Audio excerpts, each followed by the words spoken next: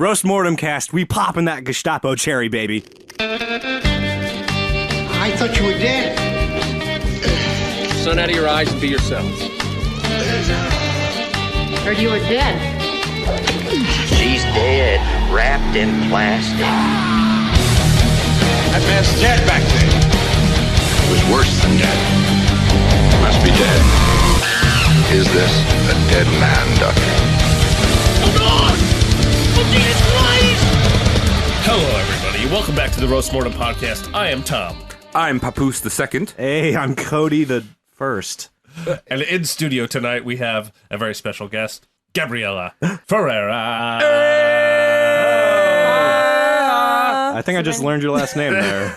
Oh, Hey, cheers. welcome to my last name. How you doing, Gabby? I'm good. How you doing? Did you have a good week? Yeah, I did. Yeah. Did you do anything cool? I was just hot. Yeah. I went to the beach. Yeah. That's a way to be. Yeah. Wait, Hot chill- at the beach. wait, Jesus Christ. chill Your out. life is so fucking hard.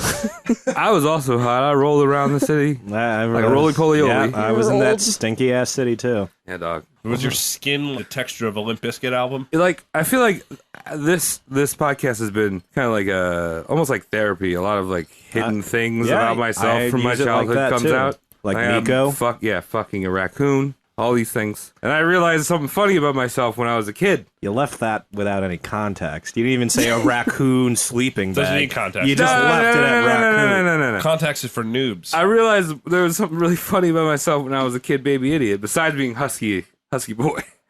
You were pretty fat. I was. Yeah. But I had the large kneecaps. I had a thing called Osgood Schlatter. So like the funniest name. Who Is that a called it German that? beer? Yeah. Yeah, exactly. Osgood Schlatter. It was like where your kneecaps grow before your rest of your body does, and your kneecaps fucking jam into your tendon. Okay. So does it make you shittier at basketball? I don't get it. No, well, I was catching.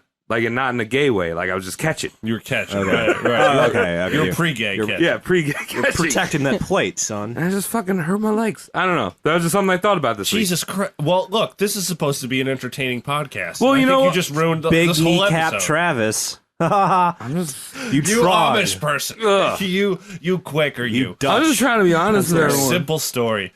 All right, let's go. Yeah, on my knees for that raccoon dog. Well, all right. Well, who's on the chopping block? Travis? I will tell you because I did research for a thing that we did today. Okay. But first, I'm going to put a question out for you guys. All right. Do you guys like fashions? Depends. Yeah, I look You like good. Depends? No. Okay. It That's great fashion. Newest depends brand. on what type of fashion we're talking about. I like fashion. I always look good. Do you like fashion? Yeah. All right. What's your favorite fashion thing? The fuck? What is that What's your question? favorite fashion A piece? green T-shirt. Yeah, well, you just wear green. Larry the Cable Guy. Oh, I was expecting someone to say Janko jeans. Because Why without, would anyone you can say say it. Janko? all right, jeans? without the person that we're roasting today, Janko jeans would have never existed because fashion is a natural progression. Okay. Without the previous thing, you don't have, the popular thing right now. Okay, so fashion. Fashion. We're gonna roast fashion. Is it dead now? Is it dead? No, we are going to roast Coco Chanel. Hey, Yeah. Yeah. that's why Gabby's here. Yes. That's right. Hey, wee. Gabby, why are you here? Well, I went to FIT for 4 years. Well, actually 5 years. Just kidding. It took me longer to get my degree, though, because I switched over from fashion business to fashion art. I did textile design, and I was in the field for about 3 years designing things. Boom, we Cool. bringing in senior correspondence, motherfucker. Hell yeah. We I are know all the professional. secrets. You can quote her for all your papers, as we like to do. Roast mortem. Put us in your thesis. You good to go. Everything you Yeah. hear on the show is double true. One of the reasons why I especially wanted you on the podcast today is I'm not going to talk shit about her fashion. I'm just going to talk about how she's shitty. Well, who is she? Coco Chanel. I mentioned it already. Did you? Yeah. Oh, I'm fucking. Oh my god. And also, it's the name of the episode they clicked. Coco Chanel kind of has the status of being like almost a feminist icon because she was like super independent. She started this business, and her fashion was very progressive. She kind of broke away from that whole wearing the big dress with the poofy frilly things. I don't know. I'm not the good at puffy fashion. shirt. Puffy shirts. What do you call those? Well, she fucking Bustles? bondage. thing. The corsets. Corsets. What you're trying to bondage say thing. is she bought it tight but right. Yeah. Well, less tight because no corset. Right. Yeah. Well, no, but the butt right is. It's if it's in the right place. It's, Yes, exactly. Stay to your body, man. Yeah. Like a nice latex paint. But there was a very dark side to Coco Chanel that for a very long, for the majority of the 20th century, we didn't know about because it was under wraps. Do people call their clothing wraps? Sure. Man Yeah, wraps, there's the sarongs. wrap That's for dress. my people, Hawaiians. All right, so let's jump right into the Coco Chanel.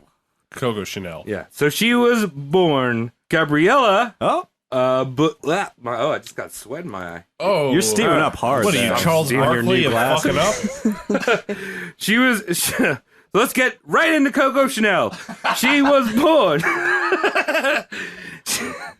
She was born Gabriella Bonaire Chanel in 1883. So Right. Coco's an invention. Yeah, we'll get into why she's called Coco. She wasn't born to Coco. So she was born to an unmarried laundrywoman in a poor house in Saumur in France. Okay, so she is French, She is French. and her mother was a laundrywoman. So her mother was a laundrywoman, and her father, Alfred Chanel, was a traveling underwear salesman. So both laundry. Yeah. Ooh. Who's like pantalones. Oi. Oi. Right. That's not French. Oui. Oui. Pantalones. My brother sells it. My other brother sells it. Let's go. Let's put it in the tub. Let's run it. I recently Three found brothers out- pools. I recently found out why pajamas became a thing. It was the Brits during the Blitz. They wanted to look decent during escape routes. So, Oh, like, really? that's the only reason, like, pajama fashion is a thing. Otherwise, back in the day, you just throw on a gown and a nightcap. But the Brits wanted to look styling as they were ducking and covering. That is interesting, but to break that down a little bit further, the idea of a nightcap is just hilarious to me. Let's get drunk? Or what, you wearing a hat or a nightcap? No, not what we call a nightcap. Okay. Like I'll have a nightcap before I Right. retire, but wearing a hat to bed, Yeah. stupid. You're so stupid. You're going to get You're bed inside. hair, and you can, like, get hat hair simultaneously. I understand a do-rag, but white people wearing nightcaps is an abomination. Whoa, hold on. But what Indeed, about... Thomas. That's true. Uncle That's how I Tom. feel. I know, but Tom, I'm talking about fashion tonight. yeah, what about that slick back hair? The greased one where you need to wear either a do-rag, and you're a white guy. You wear like a do-rag or a That fucking... doesn't Oh, happen. like there are some gentlemen, including myself, that would do well with a do-rag, Yeah, not a But- nightcap. but not a nightcap. All right. A pointy Scrooge McDuck. Now, what if you have like some kind of hair mask on? Is that What's acceptable? a hair mask? I don't know what a hair mask is. Is that a thing that People ladies use It's like a them. hairnet. Yeah. That's what Hairnet? that's what There's a dishwashers hairnet. use. Okay. Hairnet? I No, know what it's that not a is. hairnet. I don't know There's what like it is. oils and it oils your hair. Oh. Unacceptable. And then you So- wash it the horrible. next day. You're talking about Oh. a shopping bag with conditioner in it. Yes. Okay. All right. Good. There you go. Good job. Yeah, I figured it out. Synonyms. Yeah. Yes. So, Yeah. her family life, coming from this unmarried woman and the traveling salesman, was not the happiest. Actually, her mother's family had to bribe her father to marry her mother. And they moved into a That's small... just a dowry? Kinda. Yeah.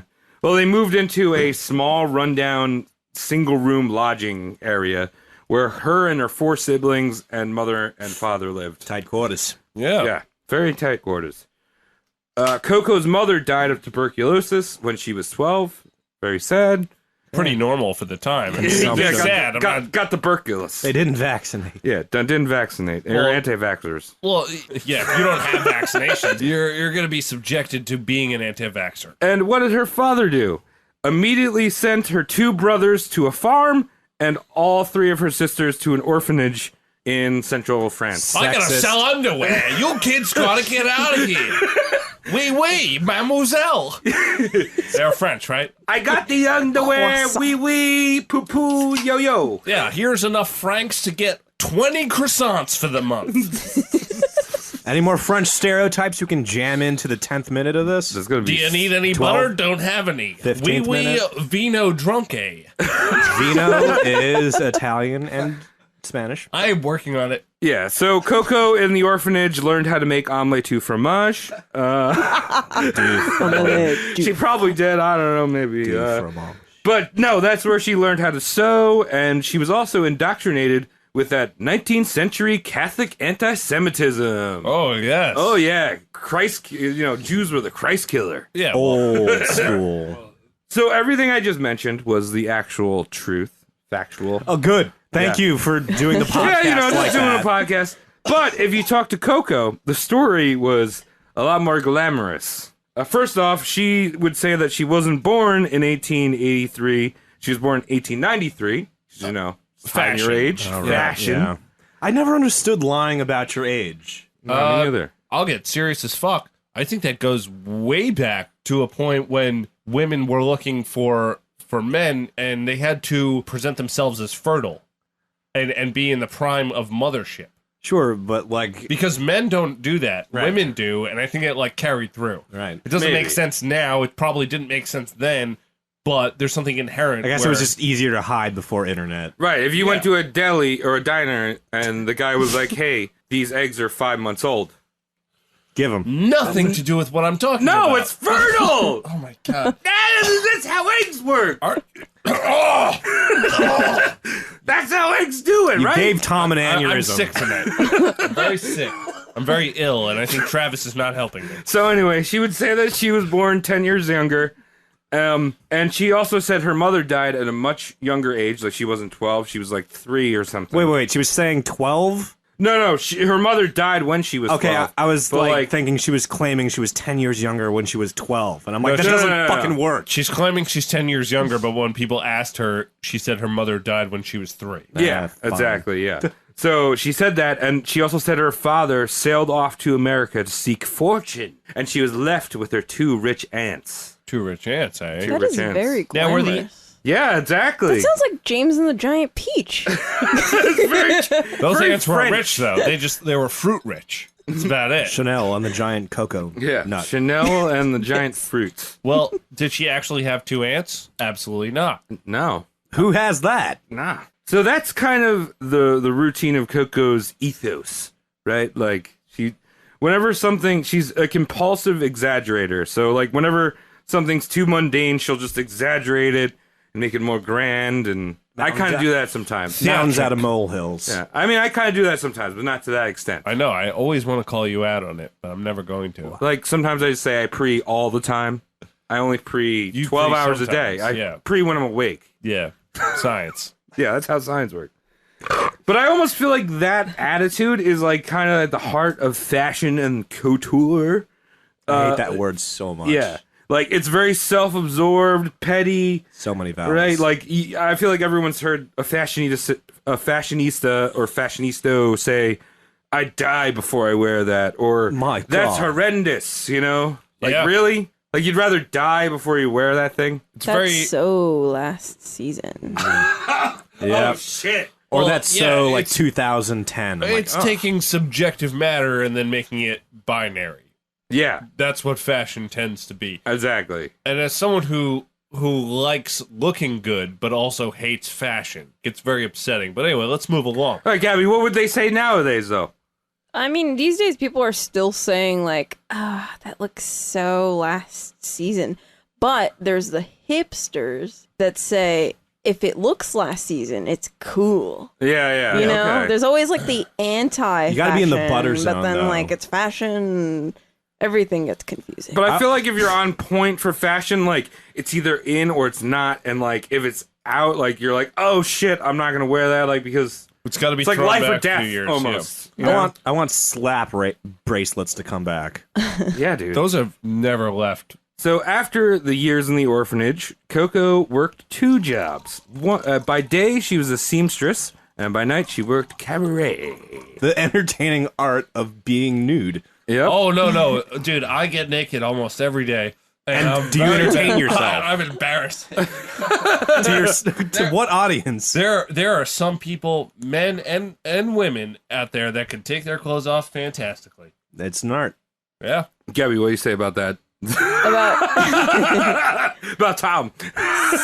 he's a stripper. Oh, He's stripper. a natural born stripper. Natural he's just born humble. stripper. You know when Gumby Humble man. You know when Gumby walks a long distance with one leg up in the air. That's how I undress. Oh yeah, I love Natural paint It looks stripper. terrible. I'm basically just saving on animation costs when I take off my clothing. Yeah, So- that's what they did that for. it. So her cabaret time. This is where she took the name Coco, and it was either there's like a legend going on. So it's either based off a popular French song called Coco Rico, Okay. or it's based Go. or it's based off the word cocoquette, which means kept woman.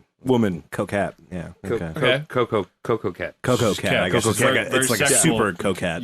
You cannot have. So sex. Yeah, the kept sexual. Do you want to know a fun fact? Yes. What's that? So in Portuguese, coco, if you say coco, means poop. Coco. Poop Chanel. Coco was said, yeah, poop Chanel. Coco was said not to have a very great singing voice, but in cabaret, as we mentioned before, Not it's important. more about the performance, showing some legs, shaking some boobies, Showing some confidence. and you're gonna have the voice of an angel. How long are your nipples, baby? They hang to your knees. 39 centimeters. Coco was a big hit with military men and would have them standing at attention when when the tip jar came around. Okay, good Just writing. like tip. Church. Just the Writing. tip. Great writing. Just the tip. And that trend kind of continued throughout her life. She was attracted to military and political men, and it was basically anyone that had influence and had a seemingly endless wallet. Okay. Not a gold digger, but what? Entrepreneur. Clout digger? She's looking for investments. I would put her as like the archetype of a gold digger, Okay. essentially. And we'll find out about that shit.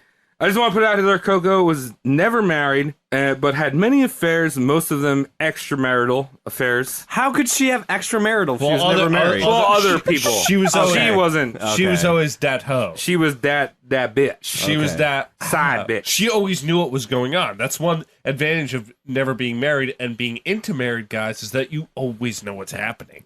You're the greasy one. She was a Yeah. home wrecker. You Yeah, got home the wrecker. inside info. Yeah. In 1906, Coco met an ex-French cavalry officer and wealthy textile heir named No, that's not Try his name. hard. Balsam.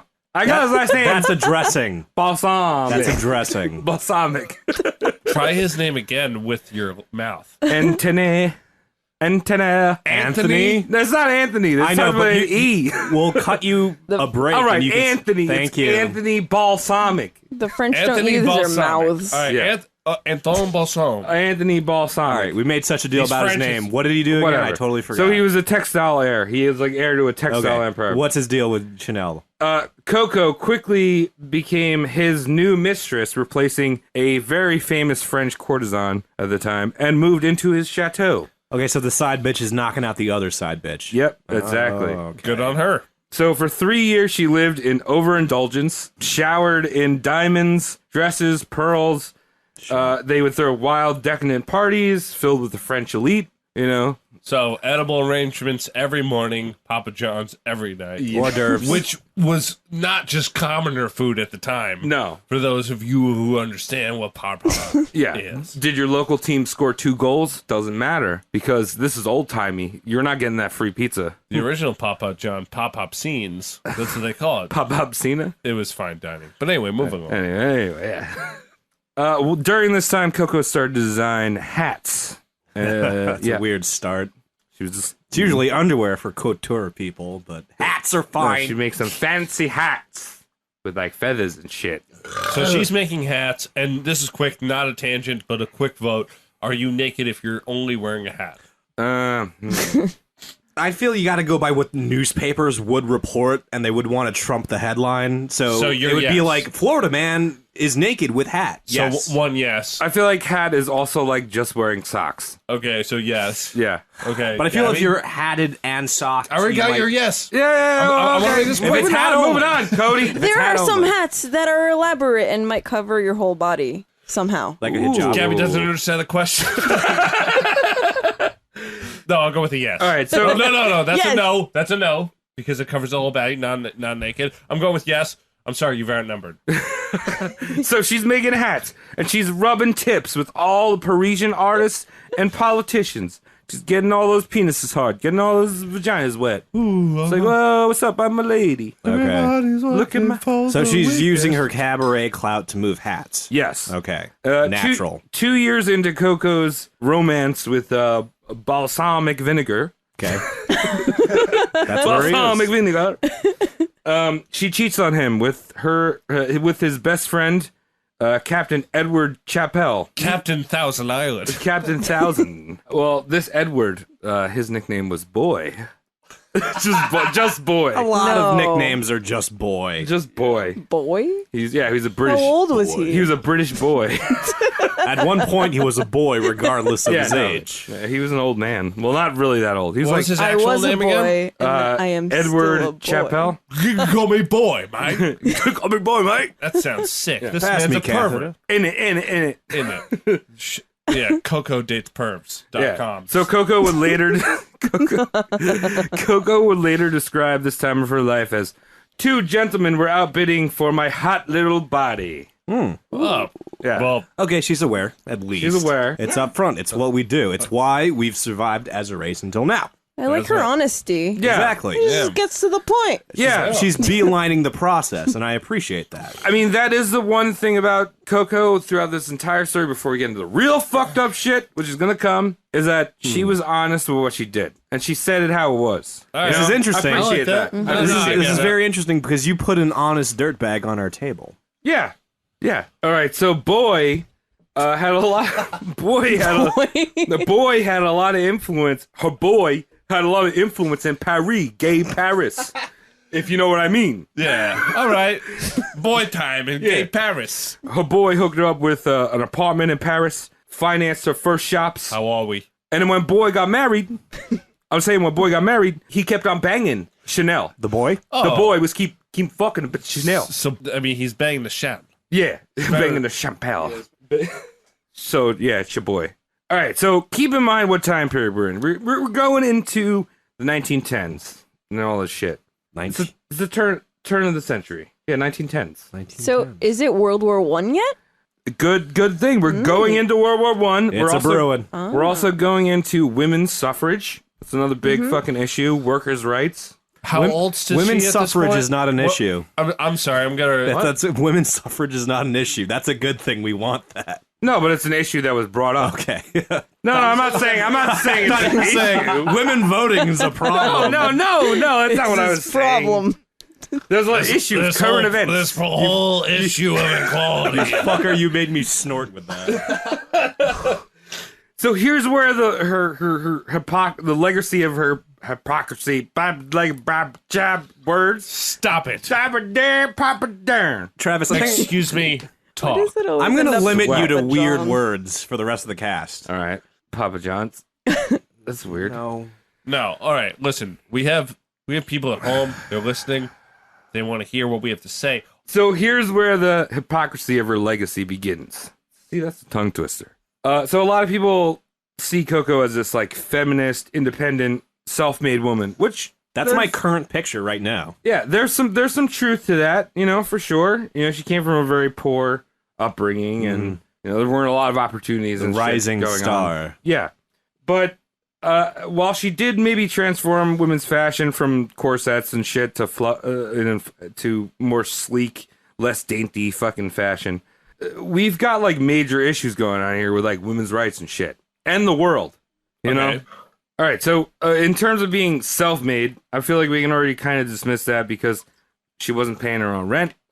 She was like, people were just Self-made. paying for everything, pretty much. We all know women like Some this, I women feel. do that. Yeah, it's true. Not all women. She was but able some. to network very well. I Handful don't of give her that men, much. too, I'm sure. Yeah, she networked her way. Yeah, Through people's pockets. Yeah, exactly. But feminists, I mean, like, there were women at the time that were making, like, huge strides in sciences and working towards, like, men's and women's rights with, like, factories and, careers. and she's pretty much just like gold digging off people. You know what I She's mean? gold digging and she's creating fashion that she's has being like, the counter example. oh, Also, like, think of the feminists at the time. They were starving themselves to get the right to vote, and she wasn't doing any dick, you know? There's another thing. But anyway, also millions of women around the world were going to, within artillery fire to, like, fight in this war, or not necessarily fight, but, like, act as support for the troops. And this is World War One? This is World War One. okay. And what was she doing? She used her boys' money to open up a boutique next to a casino in neutral Spain, Casino. where she started blowing Dmitry Petronov, who was a member of the Romanov family at the time. And the Romanovs were the royalty of Russia, Right. who was recently deposed. Anastasia. They Yeah. were going through some rough times. This is World War One. Yeah. This is some difficult shit. So she was blowing some Russian royalty at the time. Yeah. And so I would imagine if you'd ask like one of these women that were like the nurses in World War One, like fighting or supporting the troops right behind the front lines, like, oh, Coco Chanel is a feminist, they'd be like, fuck you.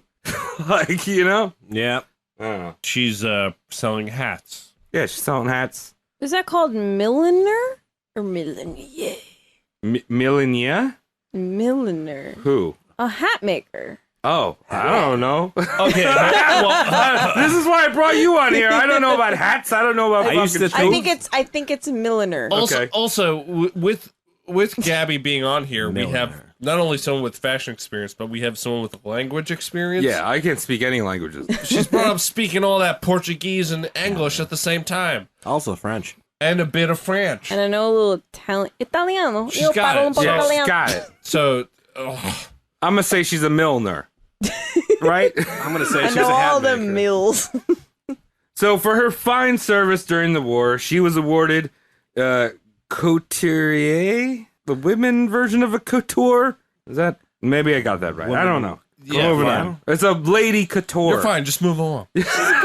More, please. Yeah, but there's a female couturier. no, we've tangented enough. Get through the story. I need to know. I'm getting on with it, Tom. I'm getting on with it. Come on. I'm itchy because I've been drinking. So she established her mansion in the heart of Paris. What have you been drinking? Set up this whole shit, and that's when tragedy struck because Chaboy died in a car accident. And Coco, and also the Italian mistress that boy had that she didn't know about, got a whole bunch of money. She didn't even know. No, Wait, she didn't know why? about She that. was a side bitch, and she didn't even know. Yeah, she didn't even know about the Italian. Oh, shit. I thought she had it. No, she ain't. So she's a fool. Yeah. Coco fully embraced the 1920s after that, the roaring 20s. Flapping around, She's flapping. flapping with her outfits. And Were there labias. flappers out of America? Well, she was like one of the big people that started that flapper Okay, cool. shit. It you know? started in no wait. People can cite this on their papers. It started in Paris. Yeah. So she was like part of that whole thing. Totally started in Paris. Yeah. But I feel like along with that, she was also diving her face first into mountains of cocaine and doing endless morphine. Do they have cocaine back then? Oh, How yeah. much The for 20s, an dude. endless morphine? I didn't know they had cocaine back then. Cocaine in the 20s was like premium rush. Oh, I didn't know that. I Yeah. thought that only started Was in the 60s. Vin Mariani? What's that? Vin Mariani, remember that? Oh, yeah. That was a drink with That's cocaine it. in Yeah, it. it was wine. Well, Coca-Cola had cocaine in the 18...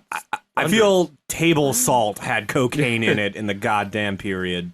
Well, Coco's morphine addiction would last her entire life. They usually do last. your Yeah, entire she would shoot up at least once a day, often just lifting her skirt up and shooting it right into her thigh. Right into the brown ass. just right after her coffee break. Yeah. In the green room. There is actually rumors circulating that her name Coco was because she threw the most fabulous cocaine parties in Paris. Ooh, girl. Dude, that is the worst alias I've ever heard of. Imagine if I was just like heroin partier. Like, you just come after me and slap the bracelets Yeah. on me. I want to just call you Creamy Cody Creamy Code. because you always bring like cheese dips. You're welcome. You're You- very you, welcome. you bring a lot of very savory foods. A lot of them have to do with cheese. I'm not I, even kidding. There's no I- joke here. I Wait. pull my No, weight he's for a this very Don't cheesy podcast. laugh. man. Don't laugh. Don't laugh, Cody feeds me. Look at the chips you have. The creamy queso chips. Yeah, creamy Cody right there, my good guy. She also hooked up with the likes of Pablo Picasso, That's an Igor easy bang. He doesn't even know where dicks are. Look at his paintings of faces. They're all over the place. Is that a penis on the rib cage? She met up with her longtime lover Dmitri, the Romanov man, right? And he took on the role that Boy did, showered her in pearls, other jewels, basically shit that he ransacked from the Russian treasury before the Bolsheviks moved in. Yeah. Just like, here you go, Coco. It's fucking making it rain. Coco was very interested in entering the perfume industry. And Dmitri financed this whole entire thing by hiring, and he hired a ex-Russian royal chemist to come up with a whole bunch of different perfumes. Yes. Ex-Russian royal chemist. Yes. You could have that on your CV and I would hire you for anything. Whoa, theoretical physicist? Russian ex-royal chemist. Welcome. Yeah, you're it. So this chemist came up with 24 different scents, which was labeled numerically. I wonder which one Coco Great. Well, liked. Yeah. it should be numeric. Yes. 1 through 24. I know. Bowers dozen. Bowers. There Yes. you go. A Bowers dozen. A Bowers dozen. So it was all sent to Coco. Coco liked the fifth smell. Thus, she created Coco or Chanel No. 5. Yeah. Can I tell you something that one of my fashion teachers taught me in school? What's that? I mean, Keep we have it you on this simple, cast. stupid. There you go. Yeah. Which is kiss. Kiss. My Spanish teacher also said that. Is on My lips, cannot kiss, your kiss. So far, Coco has just she came out from the poor, you know. That's dirtbaggery. No, that's not dirtbaggery. She was poor, but she whored herself up to the top.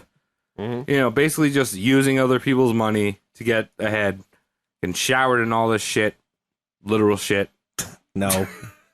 And now, you know, with the Coco, you know, Chanel No. 5, she didn't even make that perfume up. She just was like, hey, I Look like how this one. uncreative this person. I was going to say, Yeah. very creative name, thanks to Coco. Yeah. 5.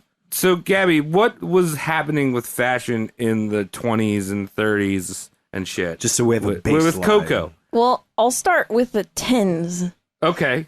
So at that point, people were wearing a lot of pajamas. We were talking about pajama-like things. They were influenced by India because of all the imperialism that was going on with the Brits Oh, yeah. going to India and stuff like Silks. that. Yeah, it was stuff like. Comfy junk stuff.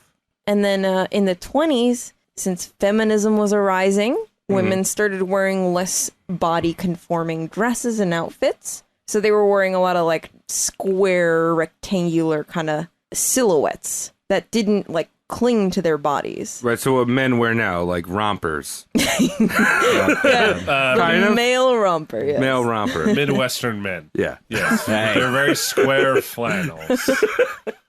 But they didn't tuck them in, as our Midwestern sexual gentlemen do now. So they just look like a dreidel.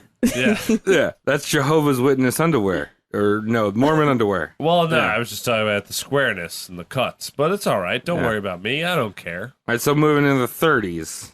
So at this point, people were looking at the glamorous Hollywood films that were being cast during the time, which was very like, it was long dresses, lots of furs, all letting this it go. jazz. Right, people couldn't actually afford that. Right, so it was like they cut back on the fabric. Yeah. Now they're like going all out on the fabric and the furs. Yeah. And shit. If Well, the Hollywood actresses are, but the regular people are showing their ankles. Oh, show us your ankles, love. My goodness. In it. Capris. I actually know an interesting bit of tidbit about fashion in America. If we're in the post-depression era, Travis? Yes. I know that We're yeah. we're in like depression-ish era. Okay, cool. So one of the fashion tricks that was going on during the depression is that I know flour sellers, distributors, flour as in baking ingredient. Oh, okay. They would sell their flour in patterned flour sacks so they could be repurposed for children's clothing. Oh, really? It was a common thing during the Depression to like turn flour sacks into like a child's gown for sleeping or something. So the flour manufacturers noticed how rough times their, demographic were having and began printing floral patterns on their flour sacks. So Well, that's stupid, and Coco Chanel didn't agree with any of that.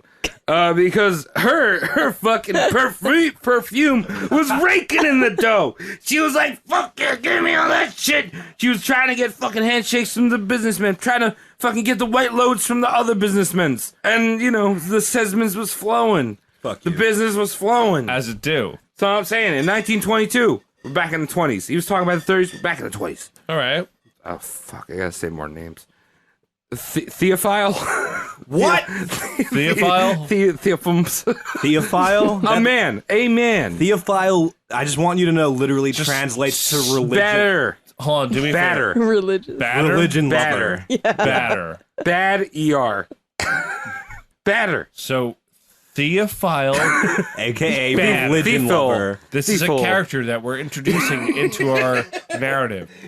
So he owned the famous Galeries Lafayette, a department store in gay Paris. You been there? I've been there, and you know that hat I have? Have you seen it? The little Yeah, the little cloche? bucket hat. I know what you're talking Yeah. about. That's where I got the hat. Oh, shit. Oh, shit. Yeah, you right? know it. Well, she met up with this dude, and she also met up with two other guys named Pierre and Paul Wartimer. Pierre and Paul... Did she Eiffel Tower with them? Probably. Easy. Probably. I hope she did. Because that's very liberating for any woman. It's the most French thing you When can in Rome, baby. So Pierre and Paul were cosmetic manufacturers and distributors. So like they were putting out all the shit. They were like, The four of them created a corporation named Parfume Chanel. It's not perfume. It's like parfume. It's Yeah. French. Yeah, Don't worry. Parfume Chanel. The Wartimer brothers had the factories and offices in Paris and New York and financed the production and marketing and distribution of Chanel No. 5. Balder, the guy who was, or Batter, whatever we're calling him, would supply the stock in his luxurious stores around the world. Okay. And Coco was basically just licensing her name and withdrawing all involvement from the business. I was going to operation. ask what her fucking involvement is, and it makes sense. It was nothing. Yeah, nothing. So the way the corporation was split is that the Wartimers owned 70%, Batter owned 20%, and Chanel owned 10%. For what? Her name? Her name. That's it. That's it. 10% of an entire business just for the name. Yeah, and it's a global business at this So point. she's already at the point where her name has weight. Yeah. So they all agreed on the terms of the corporation, but after a few months of the agreement, Coco acted like she'd been swindled by the Wartimer brothers because she was like, "Oh, I'm only getting 10%. Like what? For nothing. Oh, what? Oh, what?" Maybe I'm misunderstanding. And Travis. yeah, and this is, I think I mentioned earlier in the podcast, the whole 19th century anti-Semitic thing. Wartimer, it's a Jewish. Okay. It's a Jew. The brothers were Jewish. Yeah. So, and this is going to Alright. come up. Like, she's going to be fighting this throughout the entire thing, and we'll get more into it. But in 1923, her friend Vera Bate Lombardi introduced her to an extremely wealthy man named Hugh Richard Arthur Governoress, basically the Duke of Westminster. So Hold on. History's about very this. important. So why don't you try to say that name again? I can't say names, dude. Just say I the hate name. names. Just say the name again. I think- did you say governor? huge dick art? Yeah, huge dick art. So what do we got to call him? Huge dick art? We're gonna call him by what all of his friends call him, Bender. All right, cool. Which my is my kind of guy. Oh, yes. So she became Bender's mistress for 10 years. We already know, Coco, what happens when you're, the mistress. That's not a title or anything to brag about. Oh, I date Coco. Yeah, all of us do. Yeah, so Bender the Duke of Westminster showered her in jewels, art, a home in London's prestigious Mayfair district, a fucking French villa in the French Riviera. Oh, okay. Like, just... It's good to know people's situation. Did her vagina turn dicks into gold? What is going on here? Pretty much. Like, She was just rolling it, like the equivalent today of like multi-million dollars. But I want to say she's almost like a unpopular Anna Nicole Smith. She was the one that died, right? Yeah, she passed away, and those tits are there. They're still there in her grave. Yeah, ashes to ashes. They're probably all D-cups to rotten D-cups. and stuff. I mean, I'm pretty sure they were fake, but I would not call her a nobody. She was somebody. All right, you tell your friends that Anna Nicole Smith Yeah, Cody. was a somebody. That's exactly what I'm saying. And to our audience, the same. Yes. So the Duke of Westminster gave her access to the highest levels of the British aristocracy. I feel like I'm going to ask this a lot, but why? Question mark. Why? Why? Well, Why? because she was banging the Duke of Westminster. And I guess you're going to say that a lot. Yeah, She was banging it. All right, fine. Yeah, she's fucking black. Let's see if we can get a bit going. Was everyone banging the Duke of Westminster? I feel like I've heard that a lot. He had a mile-long dick. The Duke You'd of fuck it Westminster. by accident. Banging the Duke of Westminster over here. It's probably because well, it's worth bragging about. If you are the Duke of Westminster, your dick is fucking hard like Big Ben. You're fucking donging. The whole day. Ding dong, ding along dong. 25/7. Yeah. Ooh, 25/7. it's a lot of donging. I love that. A lot of dinging and donging. So she had access to princes, MPs, and most importantly, Winston Churchill. I like that. She had access Yeah. to Winston Churchill. Basically a big old boner garage. But, ooh, That's a beautiful never term. heard that one before. Let us know if you've never heard that one before. That's a great one. Her main squeeze, the Duke of Westminster at the time, was an outspoken anti-Semite and a homophobe.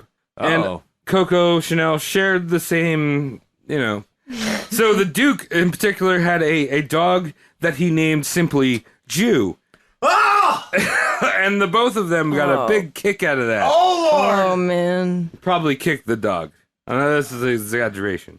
But the Duke also was very good friends with a man named Adolf Hitler. Why is that familiar? Who's that? You know What's that going guy? on? He's got the weird I mustache. definitely heard that name Weird before. mustache. Was he in the silent films with the slapstick comedy? No, he had the Yeah, same. yeah. Right? He had yeah. right? Right. He, He had had the this- cane and the no, boulder. He had the same mustache that Pianos filling him and he had the same mustache that Michael Jordan had in the early '90s. Oh, no, that was early 2000s. Yeah, Oh, Haynes early commercial. 2000s. Well, it's not. I don't think Coco ever meant Adolf. There are many smiley photos of the Duke and Hitler chilling, and while they were fucking each other. 1 degree. Yeah, 1 degree of separation. 1 degree of fuck. Yeah. I feel if you're just a generally renowned person in Europe during this time period, you may have sat down with somebody from the Wehrmacht. Yeah, and that's gonna play a big thing with this whole story. Oh Lord. Also, most of Europe didn't really hate Germany before Hitler became what we know him as. Hitler was Yeah. a war hero before he was a dirtbag. Well, no, Well, he wasn't even a really a war hero. but when he took power, he was not as anti-Semitic and as fascist as he was. He abused the slippery slope principle. He did, and that's he's an example of the slippery slope argument actually working. It's very rare in that context. Right. I mean, there were a lot of people around the world, like fucking Ford. You Yeah. ever fucking buy a Ford car? I did. Well, I mean, even England was very friendly with Germany during Hitler's initial rise to power. Right. They really didn't have any beef with him. And then Once it started throwing down. shit got dark, and Yeah. there was actually members of the royal family It was like- who were like kind of torn. Right. It One was of like- them was Edward VII, who abdicated the throne. He got married to a American woman Yes, I remember her. and abdicated the throne. Who was one of the reasons he left the throne was because she was twice divorced too. Well, yeah, that's true. But he was really He was friends with Hitler. Yeah, exactly. And- he was friends with Hitler. She was friends with Hitler. You have all these English folks there that none of the royal community wants to talk about. Right. Very dark stuff. Friends with Hitler is a great insult that I'm just gonna hold on to and spring once in my life and make sure it works. Yeah. So Coco was chilling with all these friends of Hitler. The whole decade of her relationship with the Duke, she was fucking everyone. She's living fast and free. I feel like that's hyperbole, but not. No. It's not hyperbole. It's high dickily. My dick is high and firm. Oh, jeez. Confirm dick high. Confirm his hard So fiend. two of her lovers were French poet Pierre Rivardi. Okay, Rivardi. Rivardi. Pierre Rivardi. You revard. That's how I'll say it. Yeah, You're I'm gonna retarded. say it. And illustrator Paul Ibert. Paul Ibert. So with Pierre Rivardi and Paul Ibert, I just want to remind our listenership that you should be quoting us on your theses. I beer every podcast. All right. As an so, FIT graduate, you may. Yeah. You may quote me. There you go. There you go. So We have one science brain and in the room. everyone else here, because science. yeah. So they were definitely Eiffel Towering her. Because it was Good. two of these guys at the same time. When you say Premium Rush. definitely, Definitely. do you mean absolutely? I mean, oui. Poussin. They say we ouais fish. in Paris. Ouais. What? So they were sticking the wee-wees in her. And they were also ultra-nationalist and anti-republic. And they started a newsletter named Le Timion. The Times? Yes, the Times. Did I get that right? I don't know. I don't speak maybe. French. Okay. I just want Just my guess. gut. You gotta Gabby? ask Gab. Timion. Timion. Times. I All just right. guessed that. Just give me a weird look. Timion. I'm going to go with Le Timion. No. Le temps is the time. Time, Le okay. temps. All right. Maybe temperature, climate, Maybe. Yeah, it's like Atmosphere? it's spelled like temps, like tempo. but That's pronounce not it, it then. temps No, it looks all different. because French is right. fucking Write in if you know. Let us know. unpronounceable. So Chanel financed this paper, this article, and the article the newsletter mainly focused on encouraging anti-foreigner and anti-Semitic things in the paper. There's actually a particular piece where That's a rag. yeah, you can see Coco Chanel, like it's a character of Coco Chanel, and she's like lying over dead, and Hitler's there, like leaning over her, and there's a whole bunch of like men that are characterized as Jewish with long noses, Right. like trying to grab money out of her pocket. Okay. Yeah, that's solid propaganda. Yep. Solid. Yeah. I appreciate good propaganda, not, I appreciate good art. Yeah. Exactly. I mean, it did I'll look Exactly. remove myself from the message. You're Jewish. You to can be- say this. To be honest, the artwork was very good. It was very good. Propaganda is Look, always It's a good terrible artwork. fucking message. Yes. Good art, bad message. Propaganda is only as good as the art. Yes. And with that, I'll say Shabbat Shalom. In 1939, World War II breaks out. I feel like I've said this many times on the podcast. We know when World War II happens. I thank you for being the one that Shooting knows started. it. Yeah. How did Coco Chanel contribute to the war? Well, first, she closed all of her shops, put 4,000 women out of work. Good start. That really needed the money, by the way. Uh-huh. And her justification is, now is not the time for fashion.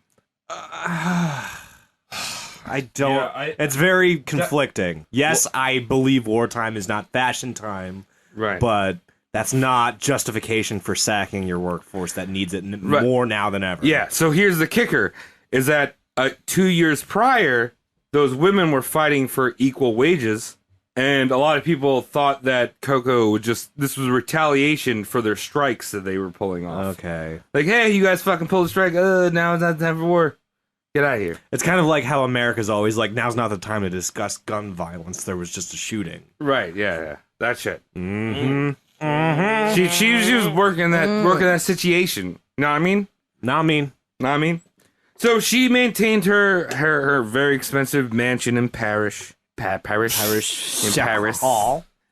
Yeah. She kept spewing more anti-Semitic nonsense, saying the Jews were a threat to Europe as they were all Bolsheviks. She also strengthened her social ties to London and Berlin. That's Yeah. playing both sides of the field, like our boy Edward. Yeah, Chapman. exactly.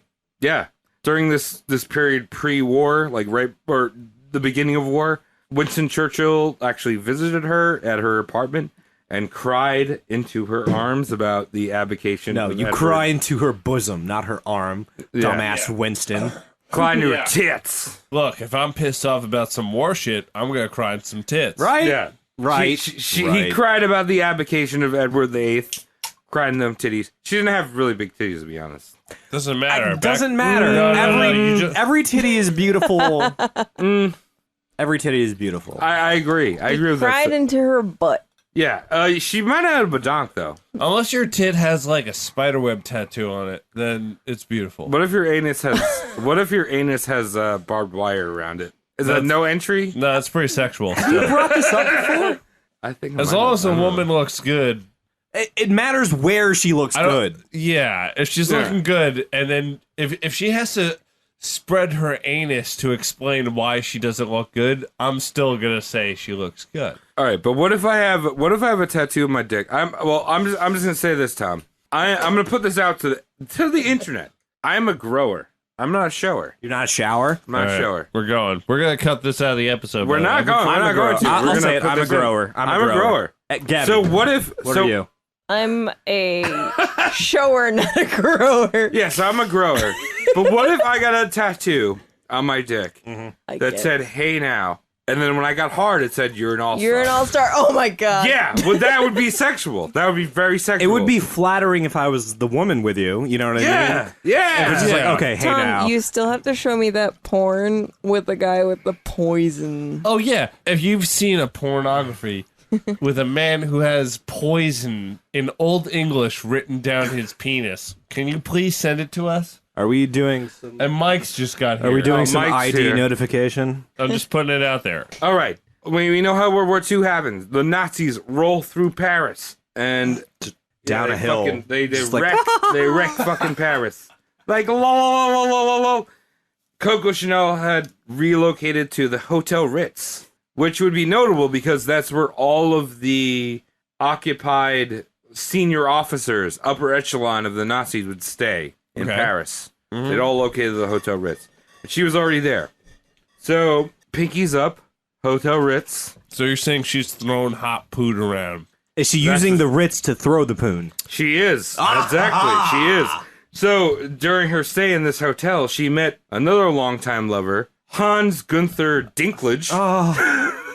Peter. Like Peter Dinklage, yes. No, he's Hans Dink. If you want me on Tom's level right now, you think of a small man who's very good at acting. No, this is a Aryan. I play tennis. Small man, very good Blonde. at acting. Hans Dinklage. Okay, we can. Small man, so good at acting. Wait, question. Bringing it back to the Ritz. Have any one of you been to the Ritz? No. I went to the Of Ritz. course you last year in Paris? London. Oh, In London, I Shit. had tea. Was it ritzy? Afternoon tea. It's mandatory over there. Yes, exactly. What'd you have? was it ritzy? It was funny. The rules were that women had to wear a dress. So I couldn't have my dick on the okay table. You're a What does that have to do with women wearing dress? I know, but I As long couldn't as there put were my- little tiny finger sandwiches on it. Put your goddamn dick away. Wait, I can Here's- put my dick on a finger No. sandwich. Everyone, I like that idea. shut up. Why do we accept finger sandwiches as a proper noun? It's not a proper P noun, but like an... Because they A fit bit- on your finger. But who eats a sandwich with a fork, motherfucker? I hate that. Yo, but who puts their cocktail in a weenie?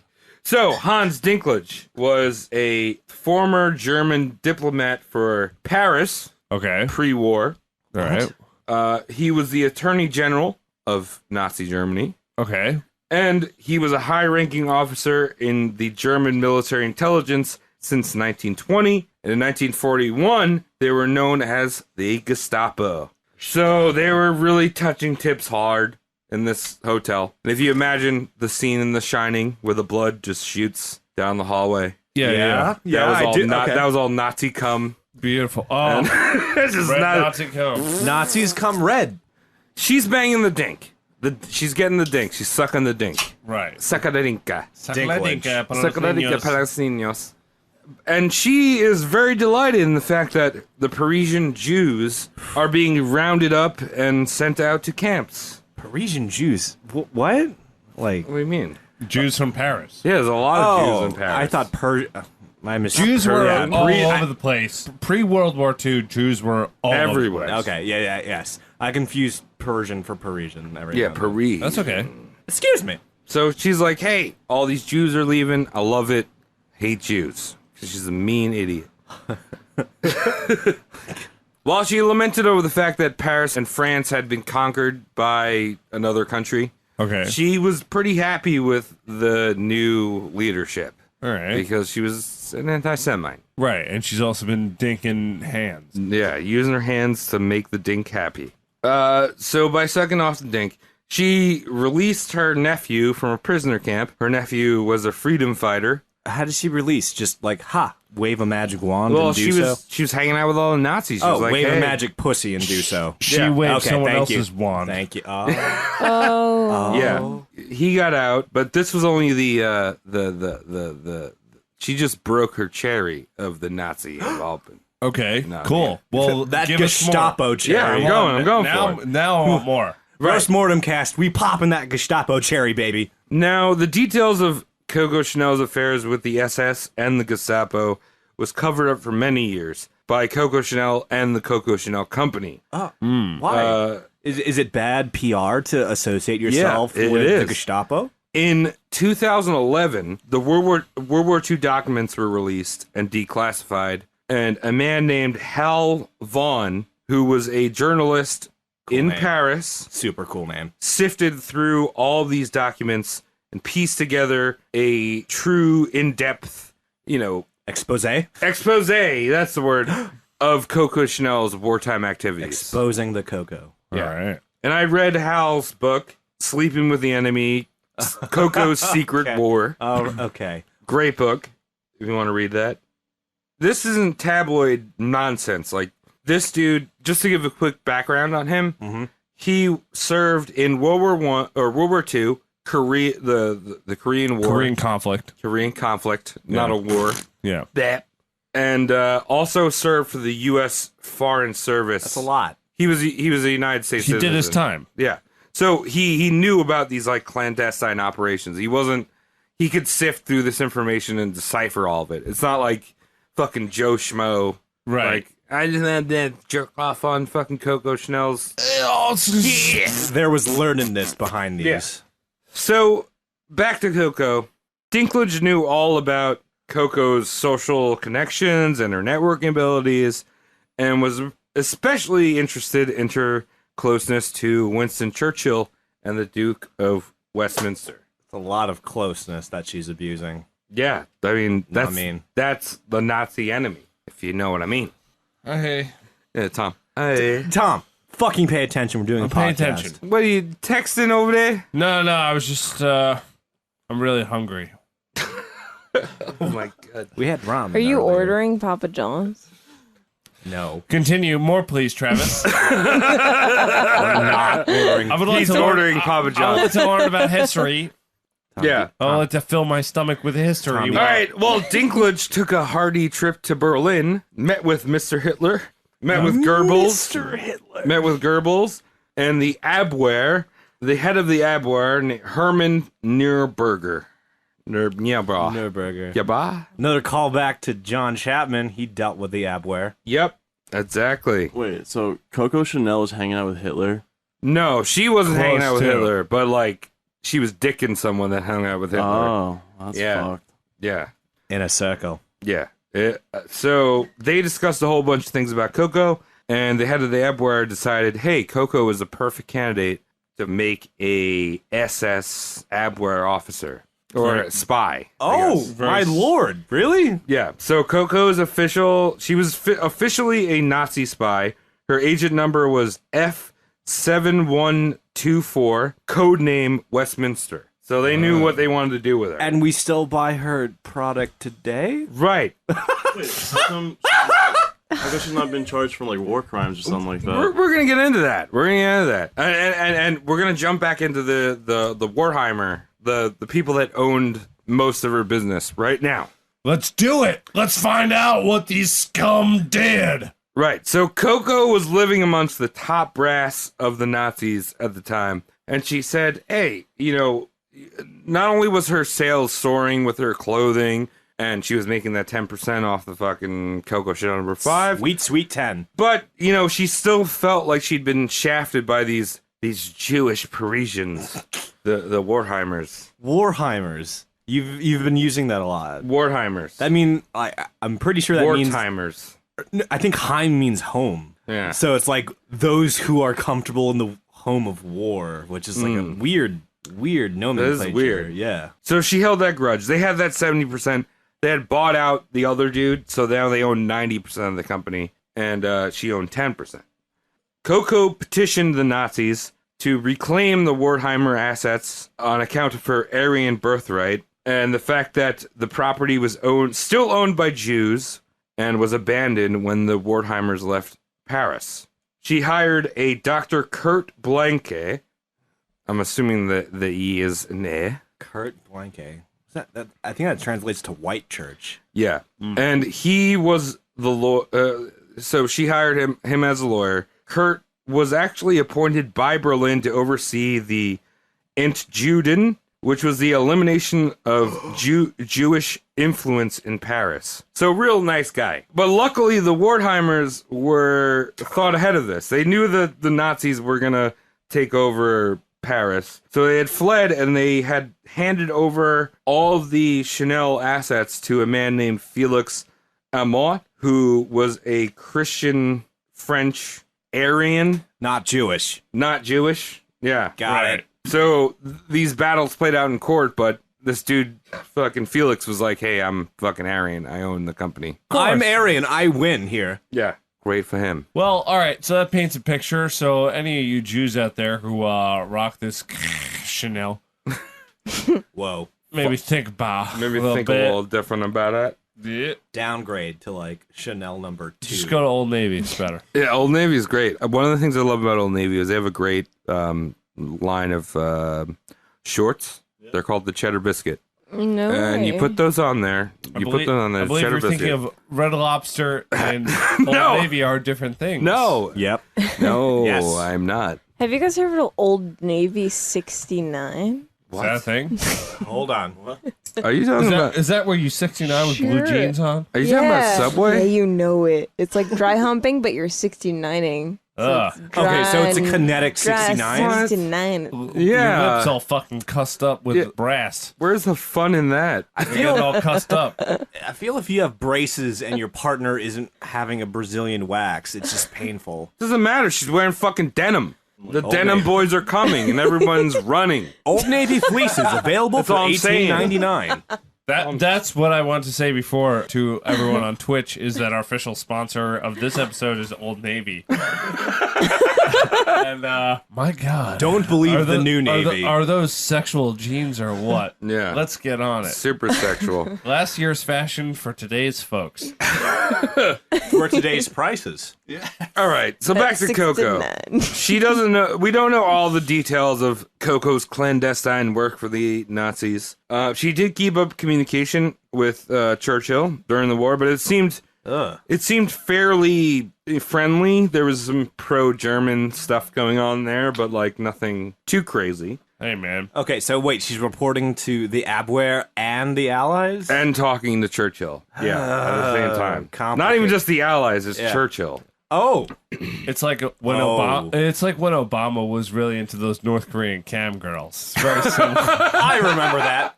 Oh, Very yeah. s- very Oh, similar. yeah. Very similar. Very similar. So as the war waged on for the Nazis, a lot of the Nazi elites kind of started to realize Hitler was fucking nuts and hell-bent on just, destruction of everything. Ripping anus. Yeah. Of course ripping he's Jews. nuts, Travis. He was a vegetarian. Yes, he was. Fucking crazy idiot. Fucking cauliflower eater. Stupid. Dude, you know they have that fucking shit that's like cauliflower, but like you can make it into rice and shit? It's called cauliflower rice. I'm not drunk enough to mix those words up. I'm very sick right now. I have a contagion. Hitler was really a vegetarian. Yeah, he was. And that was his downfall. He liked too much fish stick. Yeah, he hated it. I can't believe out of all people, he's a vegetarian. Oh, well, I mean, I can believe it. He also didn't like smoking. A lot. He hated, He hated smoking. All that shit that we know about how smoking's bad for you came from Hitler. No joke. Like, he would dissect Jews alive to figure out that, like, smoking was bad for you. That's called And we took vivisection. that. We took that shit. Operation Paperclip. That's really intense. All right, so Hitler was hell-bent on, destruction of everything. But the upper Nazi brass was like, hey, we kind of want to like preserve what we started. So like Himmler and Goebbels, we're trying to preserve the Reich and maybe also their own skin.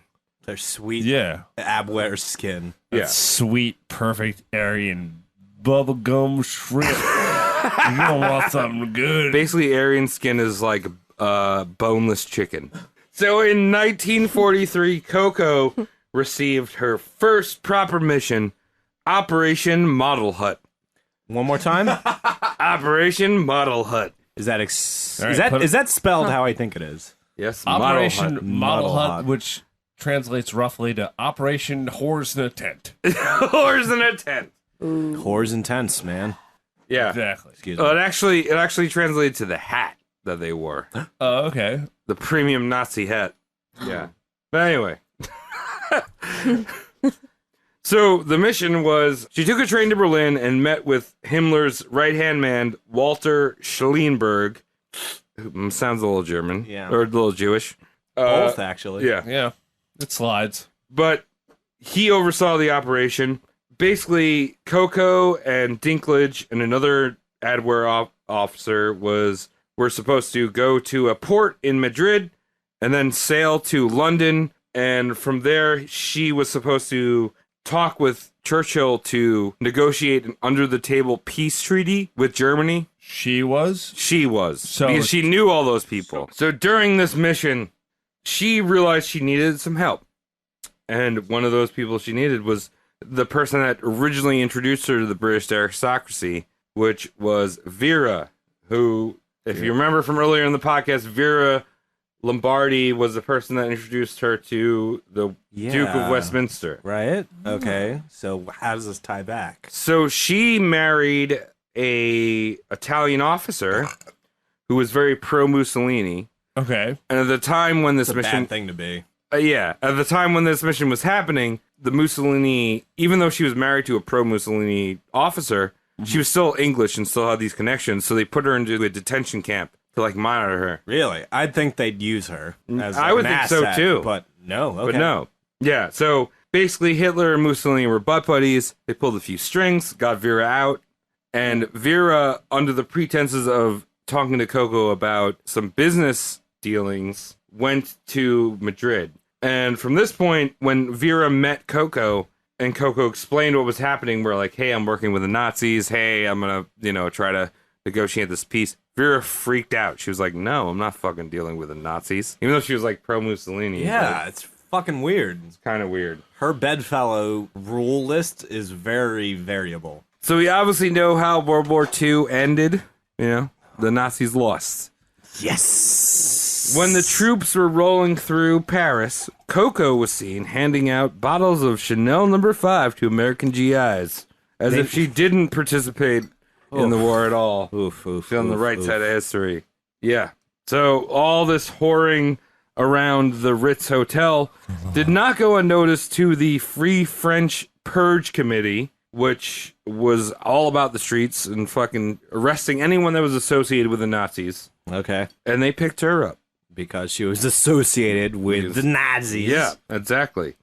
She got off light because the Purge Committee, a lot of the times they would just do vigilante justice. So any woman in particular that was known to have slept with a Nazi were usually dragged down the street, beaten, their hair was shaved off, and a swastika carved into their head. Oh, it's the red letter. All right. Yeah. Like, they didn't take this shit lightly. Scarlet letter. So, during this whole purge, 300,000 cases were opened, and over 10,000 people were executed. Or not executed, but... summarily tried or tried for execution. I think around 1,000 people were actually executed. Steep, man. Okay. But yeah, but a lot, I think it was 40,000 people were their right to vote and right to hold like any type of political position so base were taken rights away. were stripped during the fuckery. Okay, So all right. The French came in. They're like, hey, if you were associated with the Nazis at all, you're fucked. Give us your hair. Yeah, Which kind of makes sense. yeah. their country was overrun. Shouldn't be with Nazis. Nah, they bad. They bad. Nazis is bad. Nazis is bad. Yeah. Universal truth spoken here at the Roast Mortem Cast. So Coco was arrested and was questioned, but the strange thing was that she was just let loose. You know, she was like, hey, they held her for a little bit. She got off. Hand gibbers for the jailer. Not particularly, because when she was released, she fled to her sister and nephew or niece's house and said, Winston had freed me. Oh, okay. That's a tall tale. Wasn't that her nickname?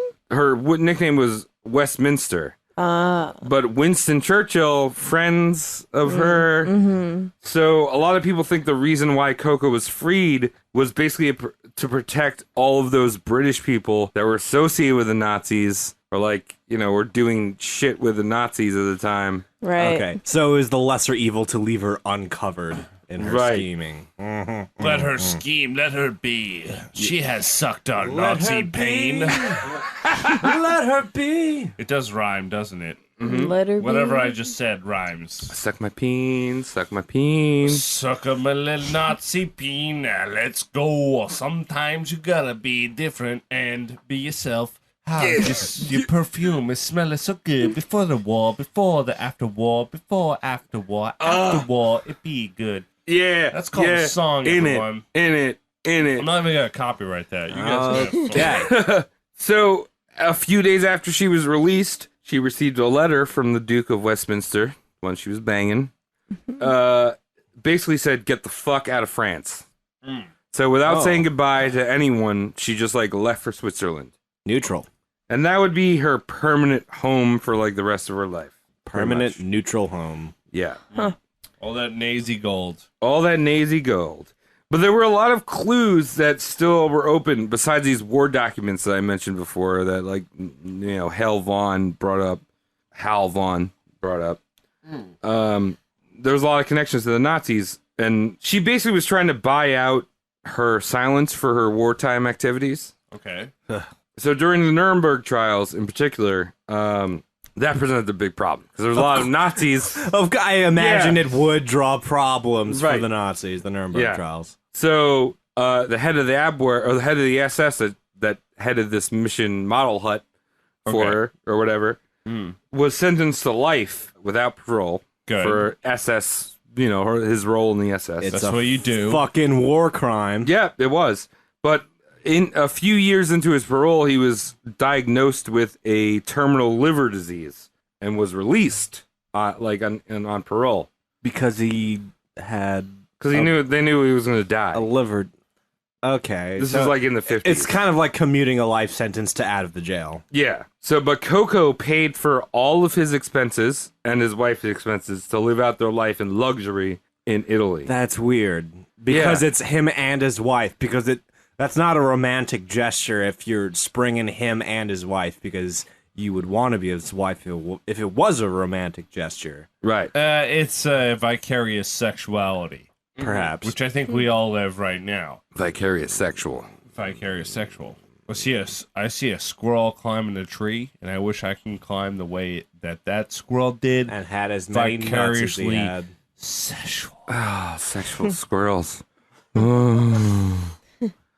Another clue was Dinklage. Peter Dinklage. No. Not Peter Dinklage. He's not a Nazi. No. He's a great man. He is. He's so cool. I know. Such a small package. This is the least cool Dinklage. Another clue was that Dinklage was picked up right near the Eagle's Nest, where Hitler, you know, Where he had his final day, supposedly, because because he might still be alive in Argentina. That's how Brooklyn Jews say it. Yeah. Brooklyn Jewish conspiracy folks think he is still alive in Argentina Argentingas. Or Brazil. or Brazil. Brazil. What do you have to say? Wait, about that? where is Hitler hanging out? Yeah, here we go. Gabby? Ay, ay, ay. I don't know. I don't want to say too much about that. No. Yeah. Cover up. Dinklage was picked up. He was picked up with a French deserter a few years after the war. That's redundant. Yeah, they all like dessert. Yeah.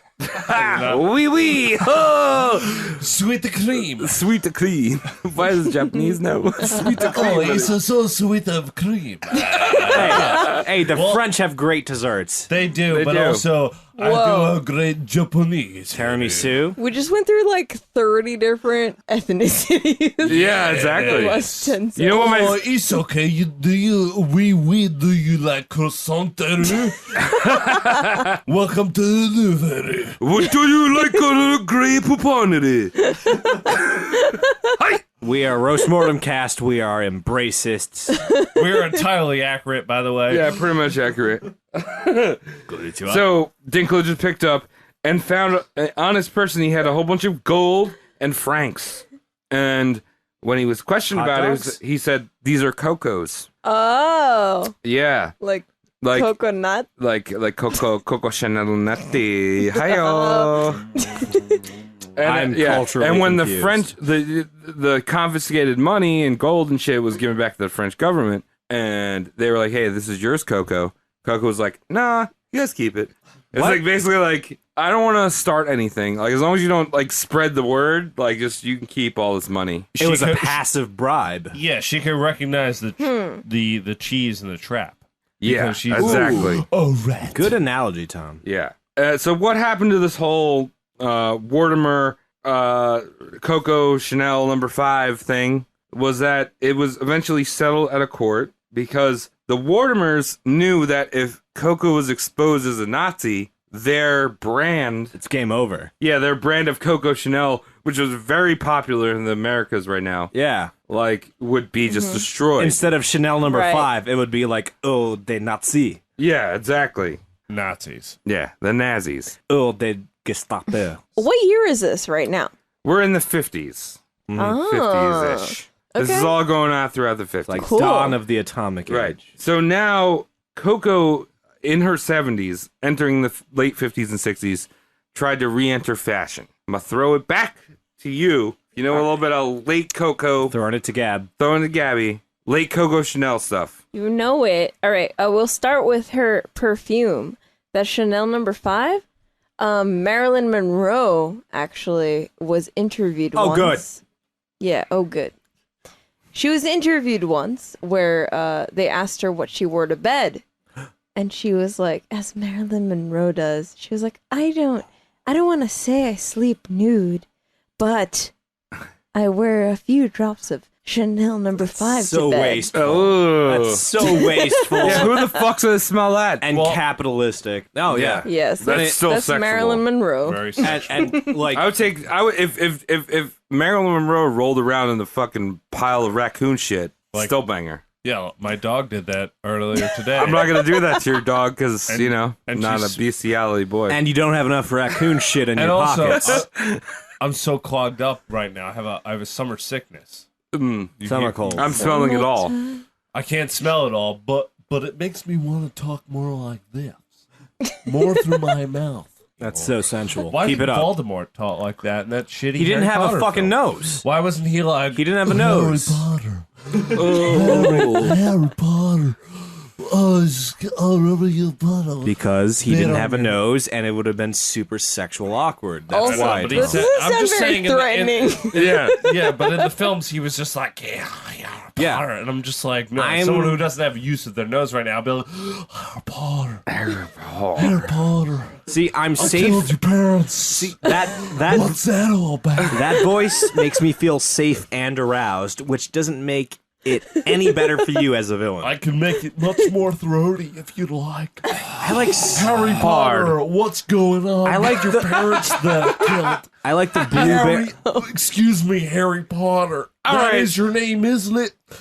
I gotta say that I did kill your parents. And yes, this is a podcast about Chanel, but I don't care because it's me versus you, Harry Potter. Harry Potter. This is how I talk. All right. What else, Gabby? Don't excuse me. Yeah. Back to Gabby. Yeah. So fucking Marilyn Monroe was fucking put dripping Coco Chanel on her puss. She was put dripping. Yes, correct. Yeah. Put drip. Put dripping Coco Pachamel on a put the boost. So one of the I'm adding there are a Padrip to few the glossarium. things she brought to the fashion industry was that she was the first to bring the women's suit. Oh, the into- pantsuit? Stripe? Oh. No, not the pantsuit. It was a matching skirt and a matching like blazer Oh, okay. that Sports you vest. you will see often with these fancy ladies walking down New York City. But it was made of wool and it's so hot. Oh, and the button. Yeah, I know, but New York used to be colder than it is now. Germany Right. is also a lot colder. You know, well, that was 'cause she was popular in the city in New York. well. in the United Didn't States. Jackie Kennedy? Yeah. That was like that whole style that You we know were it. talking about. Oh, Exactly. She had a You're lady talking about boner. Jackie Onassis, Yeah, Jackie Onassis, the Lady of Freedom. Was she wearing Chanel outfits? Oops. Yeah. Goddamn Nazi sympathizing fashion. No, the internet wasn't around then. No, yeah, they You didn't know. That's what I was trying to News say. traveled slower. But I feel like if you're the first lady, you should be in the loop. No, but they didn't know any of this shit. They really didn't. But you That's what I was have trying to- your husband is But they didn't the know leader. any. Right. They didn't know any of that fucking war shit until 2011. Sure. Fascinating. But anyway, it's that business suit that the fucking Jackie was Yeah. wearing. Oh, formal attire. Yeah, that formal fucking business Jackie shit. Also, fun fact: like Coco Chanel was really into fake like costume jewelry Faux stuff. over like real jewelry. Like she used to combine both, but in her suits, she would always put in costume jewelry. For I her want buttons. something that I can play football with the guys in. Yeah. She appreciated Exactly. rhinestones and bedazzled stuff. Yeah. She was the one who started the bedazzle. Yeah, what is a It's like vajazzle? Coco Chanel. Vajazzling? Well, also recall back to a previous episode, Hank Williams, Vajazzled. the king of stylish country suits, also rhinestoned. Oh my god, he bedazzled it? Yes, well, perhaps there is a similarity here. You're looking for fashionista, which happens to be practical. And vajazzled. Vajazzled. Yes. Oh yes. All right, so that's what she was doing in the 60s and shit. She's in her 70s. So she tries to release this new line, and I think what we were talking about was when she kind of like kicked it back up again. But her first attempt into fashion, like into the fashion world, was a big fail. She basically ran like her version, like, you know, she still owned all the Chanel fashion Okay. under her name, but the Right. perfume was owned by the Watermers. Okay. So she, on her first attempt, she ran the Coco Chanel brand into the ground, bankrupt and everything. Okay. And then one day, the Pierre Wartimer showed up to her door. She was living in the Ritz again, which was a place where she was banging all the Nazis. And Of had course. free rent. And he basically said he made a deal with her again. And it was basically, I'm going to take your fashion company. I'm going to take all your commercial real estate, anything bearing your name. And you will work for me. And I will pay for all of your living expenses, like all the ritzy living expenses, not just like basic bare bones shit. Right, not just top rom. Yeah, so she had all of her living expenses, like anything she needed, paid by the Wartimers, and then she went on to do all the shit with, you know, Jackie Kennedy and all this shit. But the Wartimers were making all this money from her. Just because her name's so powerful right now. Exactly. All right. And at the age of 87, Right, Paige? she died. Oh, What'd she die no. from? Cause of death? Well, simply one day she felt too tired and ill to keep sewing because she was still working and sewing and building her designs into her old age. And she retired to her room in the Ritz, where at the time she was living with her niece. And she went to bed, and she was feeling sick enough where she uttered her last words. You see, this is how you die. Oh, so dying was her cause of death. Yep. She just died of Brilliant. old age, I guess. love it. All right. Well, that's Natural actually causes. Very, that's very sexual. Yeah. You know, if you think about it, that's Died au natural. Yes, exactly. Yeah. She died raw dog. She died bareback. I think you misconstrued that I mean, at the 11th minute, but okay. She was a sexual lady. So. She right, was. right. She was a very sexual lady. Okay. So And she looked banging like all the way through her life. Oh yeah, she was V hot. Damn. Mike, I love your interjection. Alright. Great input. They are a jewel of Roast Mortem All right. podcast. So now that we know that Mrs. Chanel what? has died, Chanel. That's what I say. Gosh, now. Do not adjust your Coco iPod. Chanel. With that, the most important thing I think we discuss Nazis like looking good. post-mortem Yeah. is how many dicks do you think she took? Mike, you first. This is not anything slanderous. It's more curiosity. Curiosity killed the puss. Yeah, but I'm curious.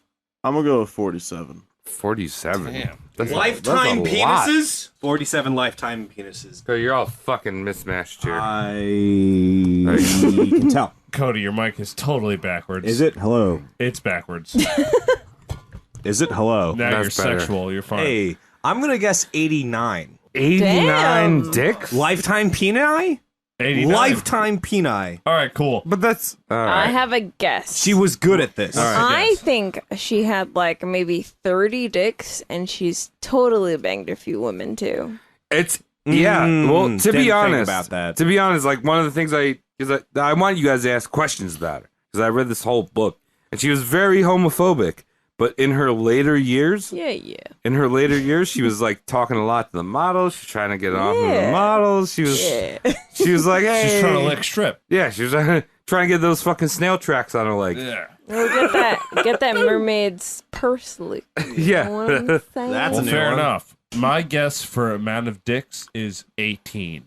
Lifetime? 18? Lifetime dickage. And the reason low. I'm going to say this is because back then wasn't so loose. No, it was looser But than this- now. Wasn't so loose. This is a lady named This Coco is the Chanel. 1920s, dude. yeah, but Keep in think, mind- This is the think, 1920s, dude. think about it. Yeah. I want you to think about it. I am I- thinking. Thinking Long and hard. Loose. Thinking super Loose. hard. Think about Sluice now and the things we have now compared to women's of yesteryear. I don't know. I feel like it's her modus operandi. What are you talking though. about here? I'm just talking about Well, why was she prego? acceptability. Back then at her time, Yeah. how acceptable was it to sleep with more than one man? It was not. We lived there was a very conservative time that we lived in. I think the 1920s. So you were considered a whore if you had sex with more than like two men. well, I think I would disagree. That's why I'm lowballing it. I would honestly disagree because I think the 1920s were more fucking whorish than nowadays. Really? Absolutely. Big difference. Absolutely. They were doing blow. They were doing blow off dicks. They were fucking doing blow off fucking cunts. Dude, they were no, just no, like I like doing all blow people We're Everywhere. doing everywhere. Fine. blow off No, no, food because there was I like blowing I'm food. Yeah. No, what I'm saying is there's no judgment in what I'm saying. It's just like I'm saying a fucking billion dicks. I'm saying a billion dicks. I fucking That's guess. too much. here's That's Okay. too much, Travis. Mike likes it. hold on. That's not survivable. Pipe down. Unsurvivable. Here's my analogy. In 1920s, you would get a speeding ticket for going 30 miles an hour. Yeah, but you get a fucking dicking for 30 days a week with you're different not dicks. even listening to me. And that's fine. It doesn't matter. It doesn't matter. I'm just throwing my number out there. I'm justifying. All right. It's all good. I could be wrong, but here I am. Urethra. Something you didn't need in the 20s because you were just banging so You hard. always Yeah. needed a urethra. You basically could have your cervix outside of your body. Yep. All right. Anyway, that wraps up Coco Chanel and how many people she banged and how awful she was. And Yeah, she was a Nazi. Why are we buying her Wait. product? She was a Nazi. Yeah, how did everyone feel about this Coco? Coco One more fact. Do it. Yeah. You know LBD? Anyone know what that stands for? OBD. LBD. Can you guess? Louis Just Vuitton. guess it. Louis Vuitton. Leftovers be delicious. Wow, that's very fashionable, Travis. Louis Vuitton. Why did you praise that? Because it was very fashion. Yeah. It another is very French man. fashion. Louis Vuitton. Louis LBD. Vuitton. Nobody knows? No, what is I it? don't. Little black dress. Okay. Oh yeah, that's our famous fucking line. that I Yeah. didn't even fucking You know? remember. Travis, you're fired.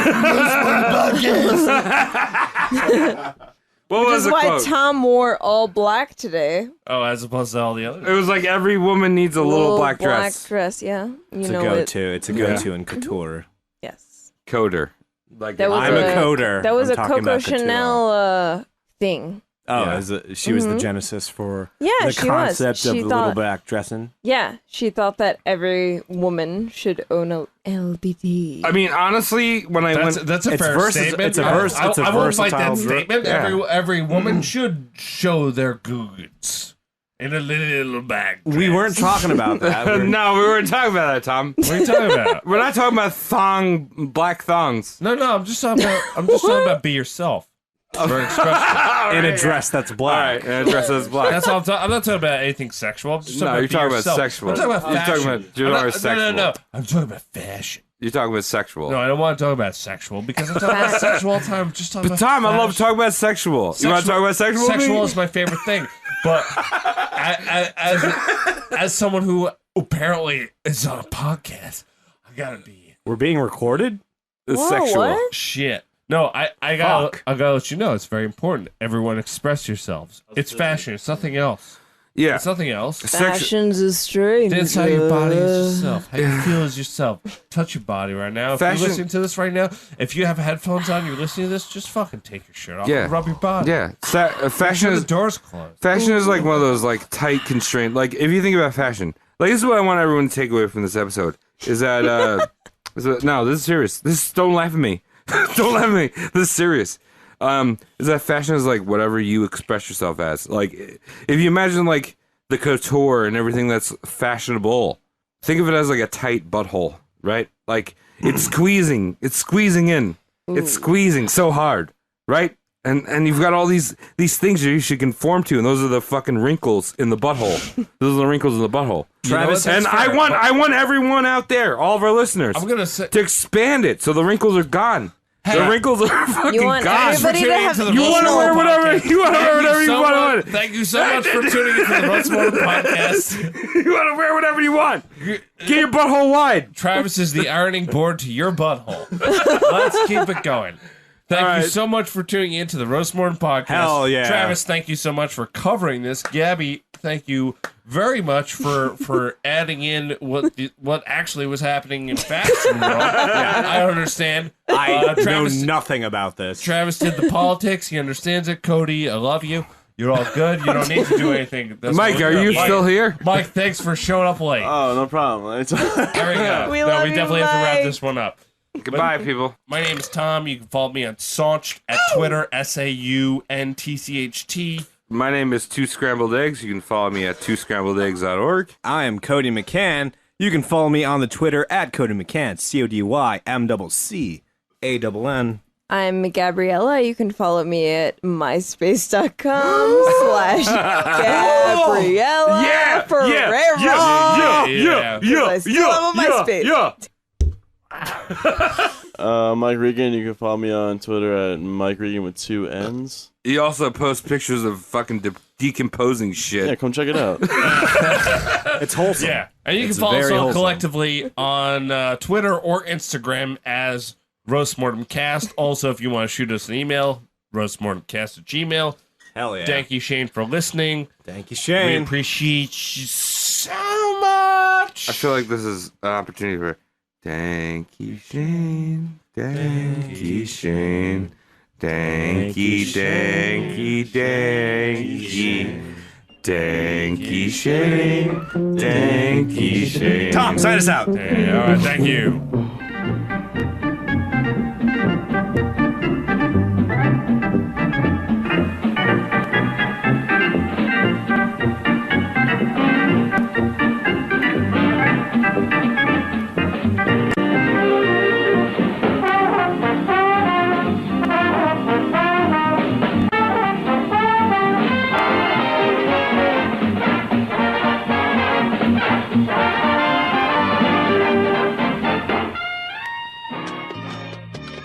Hi there. Do you like what you just heard? We'd like to hear back from you. Yeah! You can follow us on Twitter or Instagram. Yeah, At that's it. Roast Mortem Cast. Yeah, that's right. That's us. That's us. And if you tag us on either one of those social platforms, we will write an obituary for you. You sexy corpse, you. Yeah, write in. We're going to write an obituary for you. Make sure you tell a friend. Give us a subscription. Yeah, let us know how we're doing. How you're doing, too. I want to know how I'm doing, how you're doing. It's just a good old no and doing fest. A no and doing fest. That's right. Don't do it. Do it. Yeah. For me. Stick around right now for some obituaries and some outtakes. Here we go. Oh, shit. Some people died. Ghost Childs.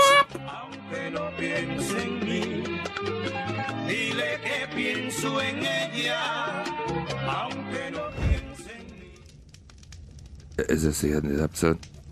This is the end of the episode. Wait, it's the end? It's the end. It really is the end? Yes. It's the end. It's been the end when you looked at me. Got my eyes out at the end. Yeah. What So is you that made the one? end of the episode. That was beautiful. Congrats. Thank you for enduring.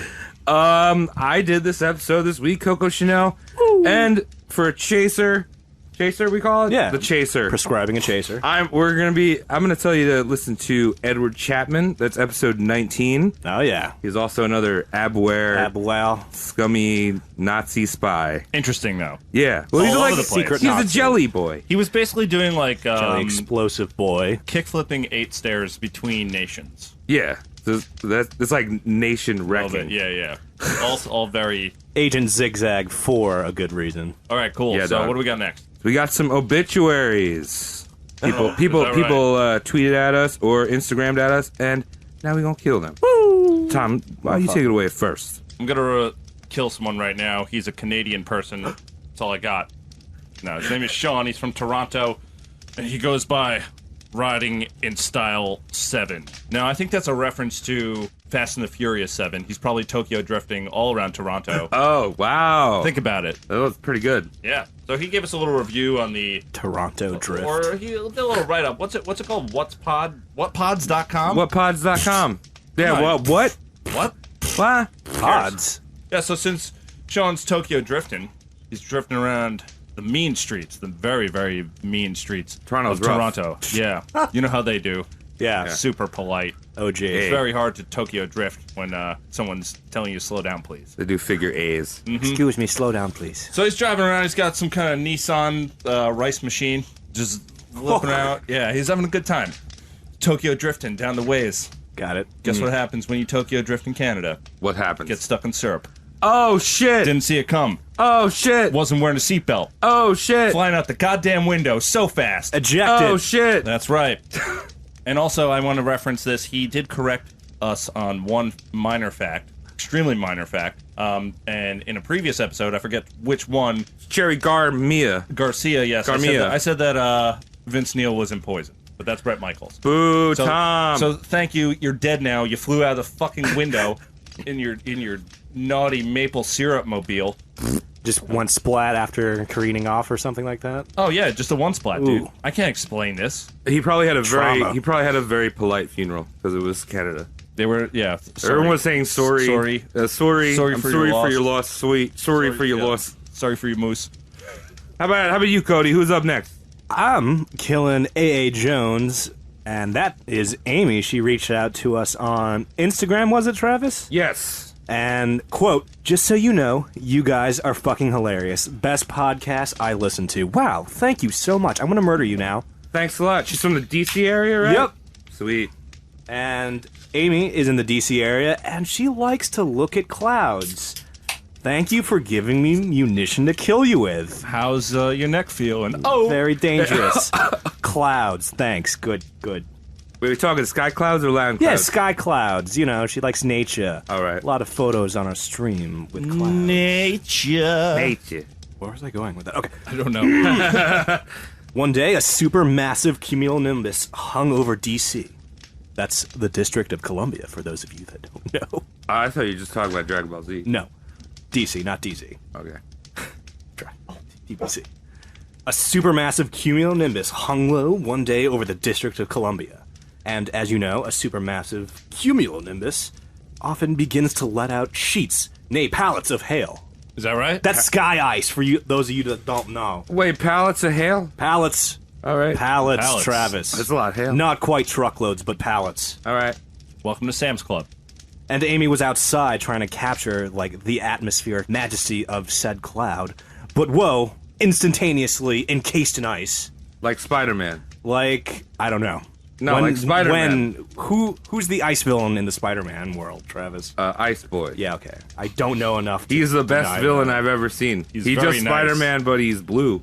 And Travis, All blue. what do you do when you're encased in ice? You call Spider-Man. In the real world. Let's say call you're... up Spider. This is a real world, dude. You get frozen, and then you wake up in 30 years from now. No, you're supposed to hock a loogie and dig the opposite way it melts the ice. Are you really supposed to do that? Yes. I didn't know that. Survival that at all. tip. If you ever get encased in ice during an avalanche, you're supposed to hock a loogie and dig the opposite way. But lo and behold, Amy had a lifelong, undiagnosed, pre-existing condition that lets her hock anti-gravity loogies. I know what it is. Yeah, what she is was it? bit by a spider. Yeah, an anti-gravity spider.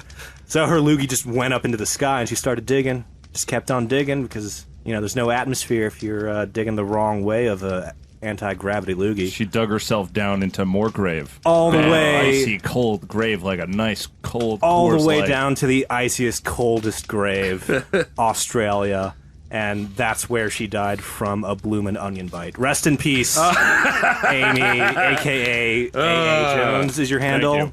Premium. Yeah, A.A. Jones. And the last person on our obituized table, was that a thing? Is that what we call it now? Is Sadie. Sure. Yeah, Sadie from Lincoln, England. Keep going. And her handle on Instagram is Eat, Sleep, Cat, Repeat. Premium. Okay. You're dead to me anyway. Shut up, Tom. I noticed you're verbing some nouns there, but continue. Yeah, she reached out to us on the episode. She reached out to us and on one of the episodes and, said she liked the podcast and everything. Started talking about England. I lived in Wales. I was talking about Greg's. I was talking about White Castle, how much Greg's is like White Castle. What's going on? Great. And she said we all need to eat Marmite. Have you guys tried that? I haven't. Marmite, no. No? I've seen it in a shelf at What- Stop and Shop in what's in the foreign and to be ignored food area. Yeah, that one. What's the base ingredient of that? Is it like... It's yeast, I think.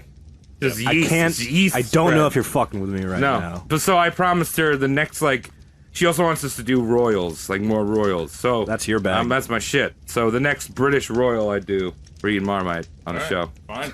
It's gross. Hate you. How much? All right, so I'm a killer.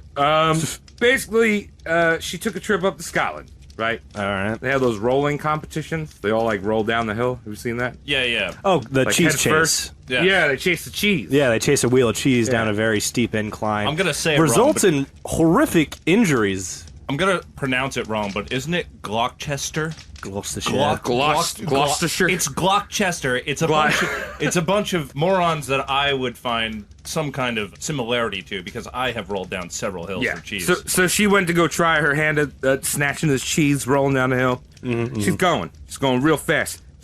She's beating the cheese. Double black diamond. She's cheese beating it roll. like she's trying to grab the cheese, but she's in front of the cheese. I don't think she understands the object of that game if she's in front of the cheese. She wasn't planning on going this fast, but she's really good at rolling down Oh, hills. so it's an uncontrolled lead she has on the cheese. You can't control a fall, dog. She's rolling she's pushing the sound barrier right now.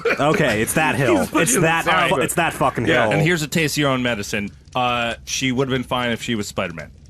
Oh, yes! Suck it. Very true. Oh, Travis. Oh, wow, that's Tom. You bring up a really great I'm just point. going to invite you to suck my whole dick and finish the story. Finish the obituaries. So she's pushing the sound barrier. She blasts right off of Scotland, right in the Atlantic, That's good. down to the Mariana Trench. Because I don't know, Is she's that going what- down a hill. is- It's the going Atlantic right is where down, that Right is? downhill, all right. going right down there, and the Mariana Trench is actually filled with Marmite. She got down there. She's like, this is good. She ate too much and had terrible indigestion and died. Not the lack of oxygen? Nope. Inability to breathe. The insane pressure that would kill No. She just ate too much. When I'm There you drowning go. and I have a choice between Marmite and oxygen, I'm definitely going for the Marmite. It's yeast, dog. It is yeast. Yeast gives you Yeast wings. is life. Yeast party. It breathes on its own. Yeast from the east. That's right. All right. Well, thank you for tuning into this Roast Mortem Obituary. Stick around for some outtakes.